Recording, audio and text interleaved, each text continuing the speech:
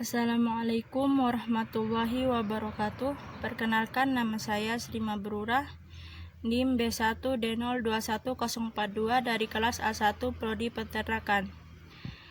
Pada kesempatan kali ini saya akan menjelaskan materi tentang paragraf. Sebelum kita membahas lebih lanjut, kita harus mengetahui dulu apa itu paragraf.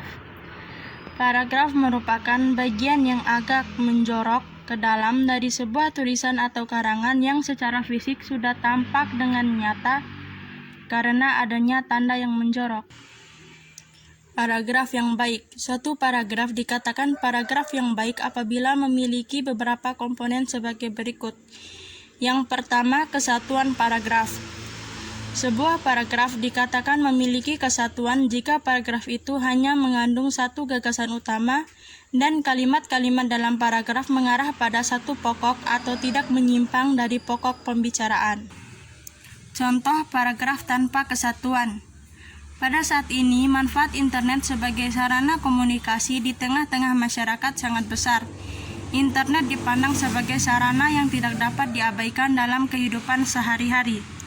Dari kalimat tersebut, dapat kita ketahui bahwa paragraf dapat dikatakan sebagai paragraf tanpa kesatuan karena informasi yang dinyatakan dalam sejumlah kalimat tersebut sama sekali tidak memiliki hubungan erat atau tidak memiliki kepaduan informasi. Tanpa adanya kesatuan informasi yang dinyatakan dalam kalimat-kalimat, kumpulan informasi itu tidak menghasilkan paragraf yang baik. 2. Kepaduan paragraf. Sebuah paragraf dikatakan memiliki kepaduan jika terdapat keserasian hubungan antar kalimat dalam paragraf. Yang pertama, kata transisi, merupakan ungkapan penghubung antar kalimat. Kedua, referensi. Referensi merupakan unsur luar bahasa yang ditunjuk oleh unsur bahasa. Ketiga, substitusi, merupakan penggantian konstituen dengan menggunakan kata yang maknanya sama sekali berbeda dengan kata yang diacunya. Keempat, elipsis, merupakan pelepasan unsur bahasa yang maknanya telah diketahui sebelumnya berdasarkan konteksnya. Yang kelima, sinonim, merupakan makna yang hampir sama atau mirip.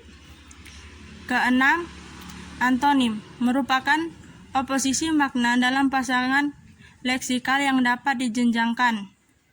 Ketujuh, hiponim, merupakan hubungan yang terjadi antara kelas yang umum dan subkelasnya. 8. Kemeroniman, merupakan konsep yang mengacu pada hubungan bagian seluruh. Yang terakhir, repetisi, merupakan penyebutan kembali suatu unit leksikal yang sama yang telah disebut sebelum kelengkapan dan ketuntasan. Aspek kelengkapan ini terpenuhi jika semua informasi yang diperlukan untuk mendukung atau menjelaskan gagasan utama sudah tercakup. Ketuntasan. Ketuntasan dapat dimaknai ke dalam pembahasan, yakni semakin konkret penggambaran suatu objek akan semakin jelas informasi yang disampaikan. Keempat, keruntutan. Sebuah paragraf dikatakan runtut jika uraian informasi disajikan secara urut. Tidak ada informasi yang melompat-lompat sehingga pembaca lebih mudah mengikuti jalan pikiran penulis. Keruntutan paragraf ditampilkan melalui hubungan formalitas di antara kalimat yang membentuk paragraf. Hubungan formalitas tersebut menunjukkan pola urutan penyajian informasi. Kelima, konsistensi. Konsistensi atau sudut pandang adalah cara penulis menempatkan diri dalam karangannya. Beberapa sudut pandang yang dapat digunakan penulis dalam karangan. Yang pertama, sudut pandang orang pertama, biasanya menggunakan kata ganti aku dan saya. Dengan sudut pandang ini, penulis seakan-akan terlibat dalam cerita dan seolah-olah bertindak sebagai tokoh cerita. Yang kedua, sudut pandang orang ketiga, biasanya menggunakan kata ganti orang ketiga seperti dia atau nama tokoh dalam cerita. Yang ketiga, sudut pandang pengamat, menempatkan penulis sebagai pengamat serba tahu yang bertindak seolah-olah mengetahui segala tingkah laku dan peristiwa yang dialami tokoh. Yang terakhir, sudut pandang campuran, merupakan kombinasi antara sudut pandang orang pertama dan pengamat. Jenis paragraf. Yang pertama, paragraf deduktif adalah paragraf yang ide pokok atau gagasan utamanya terletak di awal paragraf dan diikuti oleh kalimat-kalimat penjelas untuk mendukung gagasan utama. Yang kedua, paragraf induktif adalah paragraf yang kalimat topiknya terdapat pada bagian akhir, diawali dengan penyebutan peristiwa-peristiwa khusus yang berfungsi sebagai penjelas dan merupakan pendukung gagasan utama, yang kemudian menarik simpulan berdasarkan peristiwa-peristiwa khusus itu. Yang ketiga, paragraf campuran adalah paragraf yang topiknya terdapat pada bagian awal dan akhir paragraf.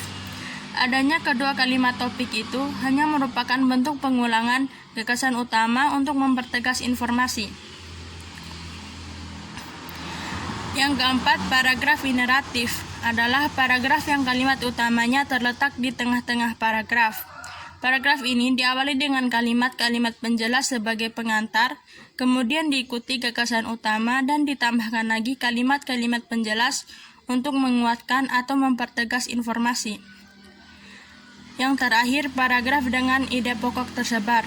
Paragraf dengan pola semacam itu tidak memiliki kalimat utama, karena pikiran utamanya menyebar pada seluruh paragraf atau tersirat pada kalimat-kalimatnya.